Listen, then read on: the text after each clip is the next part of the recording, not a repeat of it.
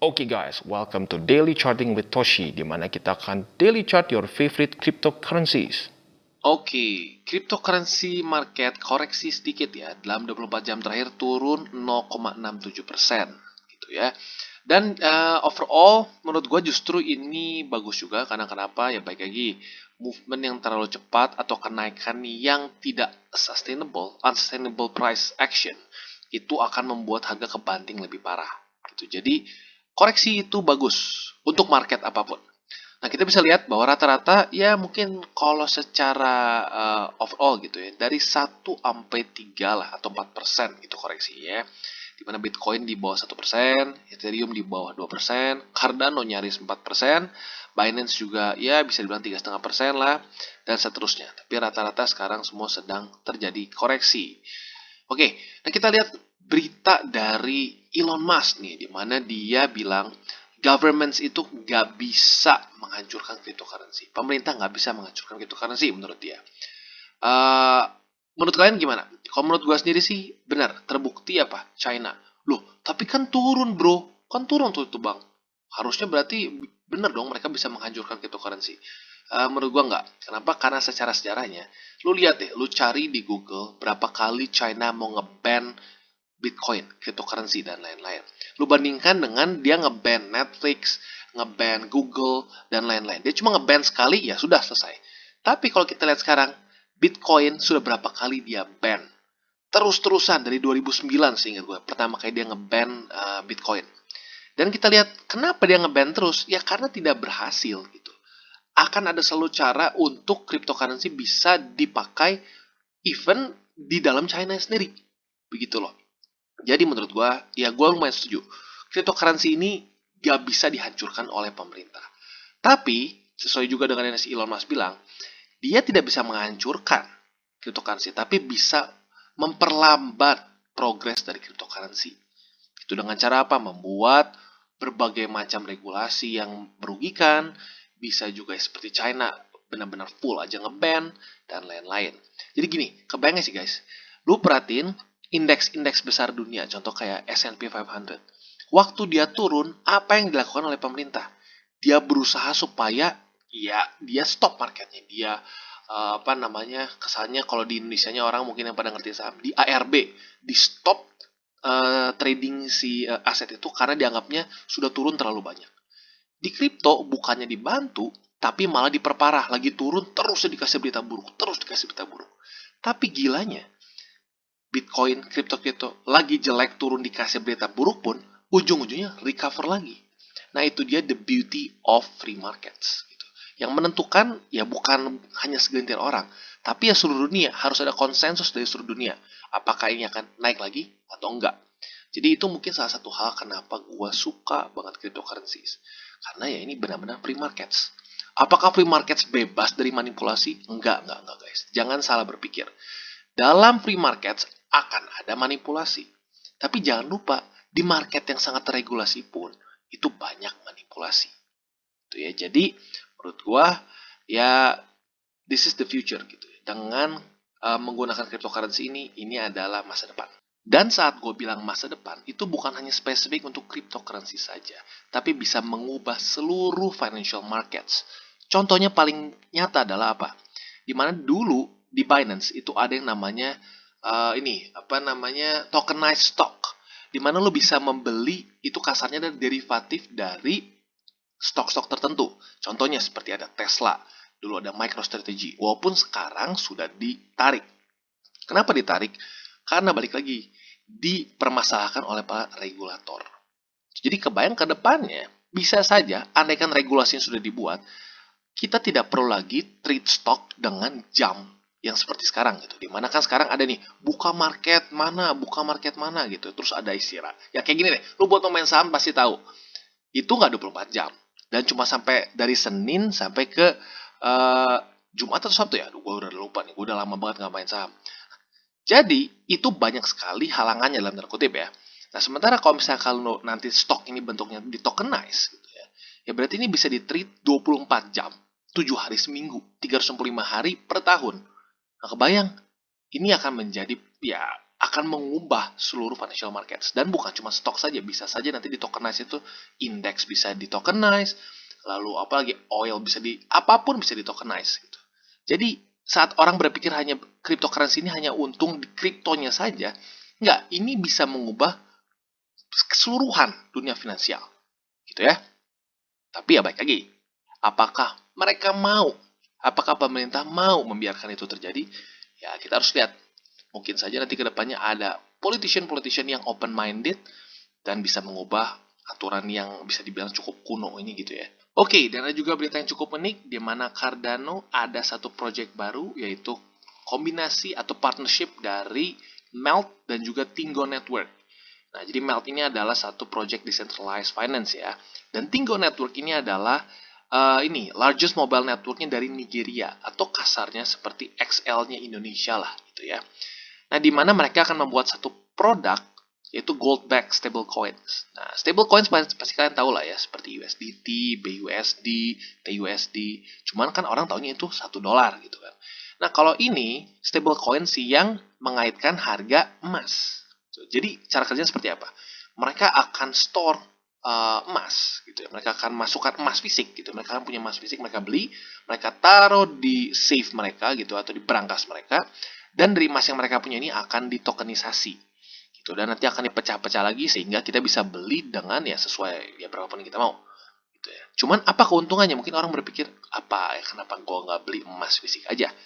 Yang pertama, keuntungannya adalah lu nggak perlu harus naruh benar-benar emas fisik. Karena kalau punya emas fisik, lu harus punya brankas dan lain-lain.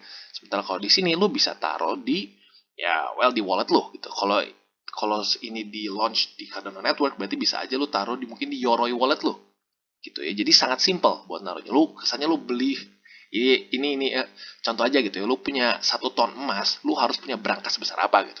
Di sini lu mau beli 1 ton emas ya sudah, bentuknya hanya token saja dan nggak perlu lu beli brankas dan lain-lain. Jadi lu punya keuntungan dari store-nya gitu. Lu nggak perlu ngeluarin dana lagi untuk naruh itu emas. Dan yang kedua adalah kalau lu mau beli jumlah kecil. Karena kalau lu tahu lah kalau yang main emas gitu, yang beli emas fisik, lu beli emas 1 gram dengan beli emas 1 kilogram, itu per gramnya lebih mahal kalau lu beli 1 gram. Jadi ada diskon apabila lu beli emas dengan jumlah lebih besar. Jadi 1 kilo itu akan lebih murah per 1 gramnya gitu dibandingkan dengan lu beli hanya 1 gram. Nah, dengan di sini nggak terjadi seperti itu karena fractionalized dan sifat dari kripto yaitu ya fungible. Itu satu ya satu gitu. 0,1 0,1. Jadi itu keuntungan dari gold backed stable coins ini. Itu tinggal dari mereka apakah emasnya ini sesuai atau enggak. Begitu apakah mereka komit emasnya yang mereka taruh itu sesuai dengan yang mereka tokenize-kan. Oke, kita akan masuk ke daily chartingnya di mana kita bisa lihat Bitcoin kembali lagi bisa bertahan di atas MA50 and that's a good thing. Bisa dibilang sangat jauh sekali juga sekarang dari MA20 di weekly ya. Dan good newsnya juga sekarang MA20 sudah mulai naik gitu ya. Kenapa bisa terjadi seperti ini? Ya datanya sudah mulai ketarik ke sini. Gitu. Berarti support kita pun di makronya gitu ya, di weekly-nya ini sudah semakin ke atas. That's good for Bitcoin. Sekarang kita bisa lihat di daily-nya sendiri, dia ini mungkin ada orang bertanya kenapa harga Bitcoin kok kayak stuck di sini ya, gitu ya. Kenapa kayak stuck di sini? Kalau kita lihat di 4 hour chart ini lebih jelas. Di mana sebelumnya ini memang daerah sebelum ini daerah supply disebutnya, di mana dia akhirnya turun. Nah, sekarang yang kita harapkan adalah ini menjadi daerah demand, di mana ini akan cukup menjadi support yang kuat agar Bitcoin bisa lanjut ke atas. Oke, mungkin yang ada di benak kita semua adalah nih kapan sih Bitcoin ini all time high? Katanya mau 100.000. Justru ini pentingnya teknik analisis. Lu jangan cuma lihat sekarang Bitcoin di harga berapa, sekarang Bitcoin di harga berapa, tapi lu harus lihat polanya seperti apa. Itu price action dari Bitcoin seperti apa. Itu karena baik lagi yang gue bilang ini semua nggak random. Lu lihat mereka berhenti di harga-harga yang sama, mirip-mirip lagi di daerah situ-situ. Berarti apa? Terjadi support dan resisten. Nah itu yang harus kita bisa baca dan mengerti dengan teknik analisis. Nah sekarang pertanyaannya, gimana nih? Oke bang, oke deh, gue setuju teknik analisis penting. Nah secara teknikal, harus gimana nih Bitcoin biar bisa menemukan new all time high? Yang pertama yang paling penting adalah dia harus kembali lagi menembus atau membuat pola higher low dan higher high. Itu dimana kalau di sini kan kita lihat jelas nih, higher high, higher low, higher high, higher low, dan terus seperti itu. Pecah kemarin. Kemarin kita lihat di sini high sebelumnya, sekarang low, higher low, lower low. Nah sekarang kita harus bisa berhasil memecah apa? Ini kita harus tembus yang pertama resisten di sini. Kita bisa lihat ada jelas di sini ada resisten dan jelas banget secara price action dia ngendet beberapa hari di sini. Nah sekarang yang paling penting adalah kita harus berhasil membuat lagi higher high. Walaupun technically sudah di sini, tapi terlalu tipis. Harus lanjut lagi lebih tinggi. Dan yang kedua adalah kita harus close juga daily di atas dari harga sini. Prior top atau local top sebelumnya yaitu 53.000 lah. Kalau kita buletin ya 53.000 US dollar. Dan apabila dia berhasil close dari dua resisten ini, nah itu dia pintu untuk Bitcoin bisa menembus new all time highs gitu. Jadi ini dua resisten yang super penting dulu yang harus kita lihat. 53.000 US dollar dan dia harus berhasil close di atas dari resisten sini lah ya, kurang lebih di 48.000 atau amannya lebih baik close di atas 49.000 di daily. Jadi itu PR untuk Bitcoin. Yang pertama adalah tembus dulu 49.000 US dollar di daily dan bukan cuma tembus ya, close di daily. Dan yang kedua adalah berhasil reclaim local top sebelumnya yaitu di 53.000. Amannya close di harga 43.500 lah biar ada extension sedikit. Jadi itu PR Bitcoin ya, ingat tuh harga ini. Oke, sekarang kita lihat Cardano. Dan kalau kita lihat Cardano ini sepertinya lagi males buat PR ya. PR yang kemarin kita buat, suruh dia close di atas EMA20, ya dihitungnya gagal lah di sini. Walaupun technically masih hijau, tapi ini masuknya menurut gue pribadi ya lebih masuk ke doji dibandingkan spinning top. Ya karena price action yang lemah seperti ini, maka dipukullah dia oleh EMA20. Jadi ingat, kalau lu lemah, lu dipukulin gitu loh kesannya ya di sini. Tapi kalau lu kuat, lu akan bisa nembus. Gitu. Nah, sekarang ini sesuai dengan yang gue bahas kemarin ya. PR dari Cardano dari beberapa hari lalu gue udah bilang tembus EMA20 dan ternyata 2 hari terakhir tidak berhasil. Akhirnya apa? Ya sekarang ada koreksi ke bawah. Nah sekarang kita harus mencari lagi apa selanjutnya? Ya mencari lagi support. Itu karena baik lagi saat kita dipukul kita harus cari support selanjutnya supaya kita nggak lanjut terus turun ke bawah. Kalau di daily kita bisa lihat supportnya baru di Fibo saja. Tapi kalau kita lihat di 4 hourly chart kita masih ada MA50 yang walaupun sebenarnya technically sudah tembus dikit ya. Tapi kalau kita lihat sekarang price action-nya ada bantuan dari Bollinger di bawah. Yang warna abu di sini ya, yang lower band-nya. Dia membantu sedikit dia untuk kepantul ke atas. Sekarang kita lihat 4 jam ke depan apabila ini berhasil tembus atau enggak. Nah, buat kalian yang kemarin ketinggalan nih beli di sini, andaikan ini berhasil tembus lagi di MA50, ini bisa jadi buying position yang cukup oke untuk Cardano. Tapi keep in mind bahwa daily-nya masih kepukul. Gitu ya, masih kepukul oleh EMA20. Jadi ada aja resiko untuk dia kembali lagi turun menghajar Fibo di sini atau dapat support lagi di tepatnya di harga 2,12 gitu ya. Jadi 2 dolar lebih 12 sen. Dan satu lagi, buat kalian yang bertanya kenapa gue pakai dolar bukan pakai rupiah. Yang pertama adalah karena kalau rupiah repot, apalagi Bitcoin. Gue harus ngomongnya harga 670 bla bla bla bla. Susah, belibet. Dan yang kedua apa? Secara technical analysis lebih akurat kita menghitung dengan USD. Kenapa? Bisa dibilang 99% pair yang dipakai di luar gitu ya. Itu adalah USD. Ya USD base lah, bisa USDT, BUSD dan lain-lain. Jadi seringkali kalau menggunakan patokan IDR itu price action ini nggak tepat gitu secara si technical analysisnya. Gue rasa lebih tepat dengan USD based, ya bisa stablecoin, BUSD dan teman-temannya gitu ya. Makanya itu gue pilih USD ya. Jadi ingat untuk Cardano andaikan dia close nih 4 jam ke depan berarti jam 3 sore lah ya. Jam 3 sore dia close dan menembus MA50 ini bisa jadi buying point yang not bad untuk Cardano. Ya, tapi ingat ini bukan financial advice, ini semua sifatnya edukasi dan jangan pernah lupa untuk manage your risk. Dan selanjutnya untuk Koti. Nah, buat kalian yang pecinta Koti, sekarang ini semakin dekat dengan MA20 di daily. Seperti yang gue bilang ya. Gue harap nggak ada kalian yang FOMO di daerah sini. Karena gue udah bilang, overheated dan terlalu overextended dari MA20. Sekarang kita lihat, makin dekat, hanya sekitar 11%. Jadi sebenarnya sekarang sudah bisa nih, kita bisa mulai berpikir untuk ambil posisi karena overextensionnya udah nggak terlalu parah. Nah, kita lihat di 4 hourly chart, sekarang sudah ada movement atau price action yang cenderung menemukan support lah gitu kasarnya ya. Dia menemukan support di Fibonacci support sini ya. Ini bagian bawahnya. Nah, sekarang tinggal kita tunggu 3 jam ke depan apabila dia berhasil masuk lagi pertama masuk lagi ke Bollinger Band-nya. Dan yang kedua adalah ini memastikan juga bahwa di sini adalah support. Jadi ini masuknya ke confluence ya.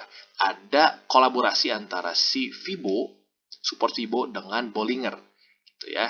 Nah, buat kalian yang nggak tahu, jadi gini, saat dia Bollinger keluar dan dia berhasil masuk lagi apalagi dibantu dengan ada confluence seperti ini support, itu ada kecenderungan untuk dia kembali lagi naik gitu ya. Itu simpelnya banget deh. Nah, buat kalian yang penasaran, ya coba pelajari lebih dalam mengenai Bollinger Bands dan juga confluence trading.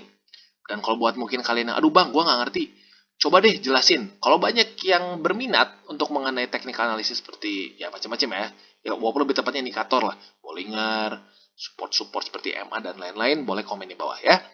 Jadi ingat, untuk QT ini ada kemungkinan kita bisa ambil posisi ya apabila dia berhasil lagi menembus Bollinger Band di sini dan juga membuktikan bahwa ini support yang cukup oke untuk QT. Oke, ada berita yang ketinggalan mengenai QT, walaupun sebenarnya bukan update ya, lebih ke emphasizing dari IOHK, di mana dia bilang DJET ini akan menjadi stable coin yang akan menjadi game changer di dunia cryptocurrency. Kenapa? Seperti yang gue bilang, ini algoritmik. Permasalahan dari stable coins yang non algoritmik atau yang disebutnya custody base gitu ya, itu mereka seringkali akan diserang oleh regulator. Dibilangnya apa? Itu sekuritas. Nah, tapi kalau misalkan bentuknya algoritmik, lu mau ngesu siapa? Lu mau ngesu kode gitu. Karena mereka nggak megang hutang negara, nggak megang dolar, nggak megang apapun. Mereka hanya memegang kode. Bisa nggak disu? Bisa saja. Tapi lebih sulit gitu secara aturannya. Gitu deh. Gini deh kasarnya ya. Sekarang XRP aja, itu mereka kemungkinan besar menang gitu dengan SEC. Nah, kalau mereka kebayang selanjutnya mau ngesu untuk urusan stablecoin yang algoritmik, itu menurut gue lebih far-fetched, lebih susah lagi untuk kemungkinan mereka bisa menang di court. Dan kemungkinan juga mereka akan ya susah ya gimana orang ini algoritmik gitu ya, bukan security based gitu ya. Nah, di sini yang ingin gue tekankan adalah mereka itu menekankan bahwa ini di-issue oleh QT Network. Berarti QT ini berperan sangat penting dalam si stablecoin ini atau issuance dari the jet stablecoin ini gitu. Atau DJET, ya nggak tahu gue bingung dibaca the jet atau the DJET gitu ya. Intinya QT ini akan bisa terus naik menurut gue. Tambah ada momentum naik lagi. Karena QT ya bisa dengan jelas sekali dilihat dia adalah issuer dari stablecoins DJET. Oke, selanjutnya Solana. Kita bisa lihat kemarin dia sebenarnya sudah berhasil tembus dari resisten di sini ya. Dan it's a good thing gitu menurut gue untuk Solana. Berarti technically mereka sudah make new higher high. Ya, walaupun belum sampai sini sih, tapi sudah mulai membentuk pola higher high. Nah, buat kalian yang ingin nambah posisi, karena ujung-ujungnya pasti kalian pengen tahu, bang, tambah di mana sih posisinya? Tambah di mana sih posisinya? Kalau buat sekarang, walaupun di 4 hourly-nya technically lu bisa beli di 20, menurut gua, kalau di pantulan 20 ini, andaikan jam 3 nih, close seperti ini, itu masuknya ke agresif. Kenapa? Karena kalau gue lihat di sini masih ada kemungkinan dia ada koreksi dulu lebih ke sini. Karena kalau kita lihat di sini secara extensionnya lumayan, ada sekitar 14%-an. Jadi gini, kalau kalian siap untuk ada kemungkinan drawdown 14%, silahkan.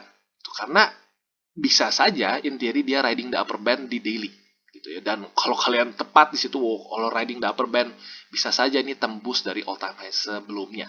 Kalau dia sampai benar-benar riding the upper band ya. Jadi ya baik lagi, itu selalu harus kalian timbang-timbang risk rewardnya gitu. Kalau kalian lebih agresif, kadang-kadang agresif bisa lebih untung. Tapi di waktu bersamaan pun drawdown kalian bisa lebih gila daripada yang konservatif. Nah, mungkin kalau ada yang bertanya, oke di bangku konservatif deh. Konservatifnya gimana? Konservatif, gue pikir itu bisa antara dua. Yang pertama adalah ini turun sampai ke MA200 yang warna merah ini di harga sekitar 152 US dollar. Itu lo bisa beli. Atau bisa saja ini masih di daerah sini lama, ujung-ujungnya dia baru turun setelah 50 sudah cross ke MA200. Nah, nanti mungkin akan seperti ini. Dia pelan-pelan naik ke sini dan harga turun mantul 50. Jadi buat yang konservatif ada dua. Bisa mantul di 200 atau mantul di 50 setelah dia cross dengan MA 200. Di 4 hourly chart ya, bukan di daily. 4 hourly chart. Oke, jadi itu kurang lebih untuk Solana. Dan overall, price movement dari Solana ini one of the best ya dibandingkan dengan yang lain-lain. Dia sudah basically kena the upper band lagi, which is really good. Dan selamat buat kalian yang bought the dip ya, di daerah sini. Congrats. Oke, dan Polkadot. Kita bisa lihat bahwa Polkadot ini, gue udah pernah bahas beberapa, mungkin seminggu yang lalu adalah ya, seminggu lalu lah. Dimana gue lihat ada pola head and shoulders di sini. Nah, sekarang ini sedikit mengerikan nih. Dia belum berhasil menembus dari si shoulder yang kanan sini. Dan dia sekarang sedang turun. Jadi ada kemungkinan dia bisa tembus turun. Terus nembus ke bawah. Dari pola teknikalnya ya, head and shoulders. Pasti nggak? Nggak pasti. Dia akan terinvalidasi kalau terjadi apa? Kalau terjadi ini, andaikan dia price actionnya kembali lagi naik seperti ini. Dia naik lagi ke atas, tembus, dan menghajar lebih dari si shoulders yang sebelah sini. Dia misalnya price action nembus ke sini. Apalagi close di atas sini lagi. Nah, itu jadi kurang lebih untuk dot. Untuk overall kita lihat sekarang ada pola head and shoulders dengan jelas ya di daily. Nah, jadi kalian yang ingin trade dot, keep that in mind. Karena secara teknikalnya dia ada head and shoulders. Kalau mau nge-short ya boleh aja, tapi ingat selalu manage your risk ya. Dan kalau sampai lu mau nge-short, gue saranin lu taruh cut loss tuh dia di atas sedikit dari sinilah gitu ya. Jadi itu kurang lebih untuk Polkadot. Oke, selanjutnya ada FTT atau FTX token, di mana kita bisa lihat dia sedang ketemu resisten di MA50 dan 20. Ini ya lagi collab mereka. Dan terbukti kemarin akhirnya jadi bullish spinning top dan akhirnya sekarang turun. Terpukul dengan MA20 ya, bisa jelas di sini. Dan kalau kita lihat juga di 4 hourly chart, bukan itu saja, tapi memang ada resisten di sini. Kita bisa lihat bahwa ada di yang sebelumnya di sini, ini adalah resisten yang cukup menyebalkan untuk FTT ya. Sudah berapa kali nih di daerah sini. Ketahan dan turun lagi, ketahan dan turun lagi. Jadi buat kalian sebenarnya gimana nih? Akumulasi nggak nih FTT? Kalau gue pribadi, kalau lu untuk long term, when I say long term, it's not about weeks. Bukan ngomongin minggu, bukan ngomongin hari. Gitu ya. Bahkan bukan ngomongin bulan, bisa saja tahun. Karena apa, baik lagi, kalau lu beli BNB dulu gitu ya, waktu masih $50, lu nggak peduli kan sekarang, wah pokoknya udah berapa ratus dolar gitu, sekarang udah $400. Lu nggak peduli beberapa minggu atau hari sebelumnya waktu yang kemarin-kemarin turun. Jadi ada yang nanya nih kemarin, aduh gua kemarin beli, cuma gua cut loss ke bawah. Waktu dia lagi turun, gua cut loss di bawah. Nah, menurut lu potensi nggak sih? Bakal naik nggak sih? Menurut gua akan naik. Pasti naik menurut gua. Tapi, dalam time frame berapa lama? Kalau nanya besok pasti naik nggak? Gue nggak berani ngomong. Walaupun bisa kita lihat secara teknikal, tapi gue nggak mau menjanjikan seperti itu. Yang gue bisa janjikan adalah apa? Secara project ini menarik. Secara project ini berguna token. Kalau berguna dan menarik, banyak yang pakai. Dalam long term, harga pasti akan naik. Gitu loh. Lihat Binance. Lihat koin-koin lain. Lihat koin-koin utilitas lain yang memang berguna. Gitu, CRO dan lain-lain. Kalau ada kegunaannya, long term dia akan naik. Kalau kagak guna, nah itu yang serem. Ya. Jadi itu untuk FTT. Buat kalian yang ingin tambah posisi sebenarnya secara teknikal bisa saja apabila kalian menembus. Bukan kalian yang menembus. Price actionnya ya. Kalau sampai dia close, berarti di jam 3 nih ya, jam 3 sore. Nanti kalau dia close di atas MA20 di sini. Kan tadi berhasil tembus nih ke bawah. Sekarang kalau dia berhasil tembus lagi ke atas, berarti masih ada cukup momentum buyers untuk naik. Ya. Jadi itu kurang lebih untuk FTT. Oke, selanjutnya Ethereum. Ini kemarin gua lupa untuk masukin ya ke DCWT. Nah, gue juga penasaran nih. Kalian sebenarnya pada suka nggak sih Ethereum? Karena kalau gue lihat dari beberapa video gue sebelumnya, kayaknya nggak terlalu banyak yang ngebahas Ethereum. Dan kayaknya seperti nggak ada demand nih untuk Ethereum. Menurut gue, kalian harus coba pelajari lebih dalam lagi mengenai Ethereum dan Bitcoin ya. Karena Ethereum ini masih sangat besar peluangnya gitu ya. Ethereum ini banyak diprediksikan bisa mencapai 10.000 US dollar. Kalau dari current price, berarti ini kasarnya masih 3 kali loh, 3x ke atas gitu loh. Padahal large cap. Ini bisa dibilang kayak blue chipnya cryptocurrencies. Jadi potensinya besar Ethereum ini ya. Oke, kita masuk ke teknikalnya sedikit ya. Nah, kita bisa lihat bahwa kemarin di daily-nya Ethereum ini close not bad ya. Walaupun spinning top tapi not bad. Dia close di dalam daerah resisten Fibo ini yang warna merah. Nah, sekarang pertanyaannya adalah apakah di 4 hour chart ini dia atau ya apakah dia akan keluar lagi dari resistance ini atau dia bisa lanjut ke atas. Karena kalau kita lihat ada 50 ada MA50 di daily di sini yang harusnya bisa menjadi support yang cukup kuat untuk Ethereum. Di daily ya, berarti ini di sekitar $3.298 ada support ya. Dan kalau di 4 hour chart kita lihat juga harganya sekarang dia sedang ketahan dengan MA20. Nah, sekarang jam 3 ini bisa menjadi peluang buat kita ambil posisi di Ethereum. Kalau seperti apa? Yang pertama adalah dia close bullish ya. Kalau bearish jangan ngomong lah ya. Dia close di atas dari MA20 di sini. Dan lebih bagus lagi dia menembus dari si resisten di sini. Dan jangan lupa ini mungkin kalian nggak lihat nih, di sini ada MA200 juga di sini. Jadi kalau ini tembus ke atas, harusnya secara teknikal ini menjadi momentum yang kuat untuk Ethereum naik ke atas. Ya. Nah, naik ke atasnya bisa sampai mana? Kalau menurut gua ada kemungkinannya kemungkinannya ada dua. Yang pertama adalah mungkin stop di Bollinger sini sekitar 3.550-an. Atau kalau dia momentumnya sangat kuat, bisa saja stopnya di 3.800-an. Dimana kita lihat ini adalah Fibo resisten yang di atasnya gitu ya. Jadi untuk Ethereum buat kalian yang ingin tambah posisi boleh apabila dia sudah menembus MA200 di sini dan juga menembus si Fibo resisten yang warna merah ini ya. Oke, jadi itu kurang lebih untuk Ethereum. Oke guys, sekian dari segmen Daily Charting with Toshi. Apabila segmen ini bermanfaat, boleh share dengan teman-teman dan jangan lupa untuk like, subscribe, klik the bell icon, dan see you on the next videos.